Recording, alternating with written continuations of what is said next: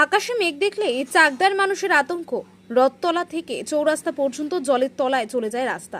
বর্ষার আগে কি এই রাস্তা সংস্কার হবে, কি বলছে বিধায়ক? জানেন যে সামান্য বৃষ্টিতেই জলমগ্ন হয়ে যায় এবং এটা গত 7-8 বছর ধরেই চলছে।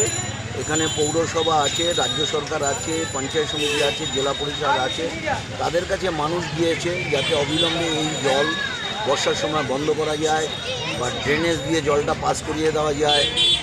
আমিও সংশ্লিষ্ট প্রশাসনের সাথে কথা বলেছি, বিডিও সহ অন্যান্য যারা চেয়ারম্যান আছেন পৌরসভার ডিএম থেকে শুরু করে এমনকি মিনিস্টারের সাথেও আমি এটা নিয়ে কথা বলেছি।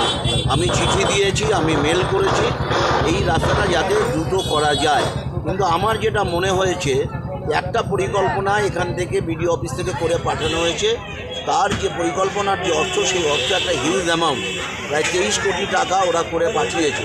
কিন্তু আমি কলকাতায় পিডব্লিউডি যিনি চিফ ইঞ্জিনিয়ার আছেন বা এক্সিকিউটিভ ইঞ্জিনিয়ার আছেন, তাদের সাথে কথা বলে যা বুঝেছি, তারা ফাইলটা এখান থেকে পাঠিয়েছে, কিন্তু ফাইল লাল ফিতের বাঁধনে পড়ে আছে, এখনও সেটা ওপেন হয়নি। এখন এটা ফিনান্স ডিপার্টমেন্টে যাবে, তারা এটা অনুমোদন দেবে, তারপর দেবে কি দেবে না সেটা মিনিস্টারের উপর নির্ভর করবে, তারপরে এটা টেন্ডার হবে, তারপরে সেই রাস্তার কাজ হবে। ফলে it will take a time. ফলে এই বর্ষায় এই জল সরানো হবে না বলেই আমার বিশ্বাস, আমার মনে হয়েছে।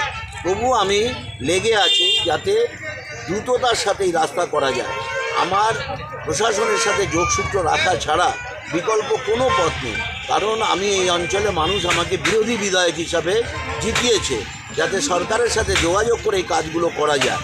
ফলে সরকারের সাথে আমি যোগসূত্র রাখছি, টাইম টু টাইম বলছি, আমরা প্রশাসনের সর্বোচ্চ স্তরে যাচ্ছি, ডিএম থেকে শুরু করে, মিনিস্টার থেকে শুরু করে, পিডব্লিউডি থেকে শুরু করে, পঞ্চায়েত, পৌরসভা, পঞ্চায়েত সমিতি, সব জায়গায় আমি যোগাযোগ করছি, দ্রুততার সাথে এটা করা যায়।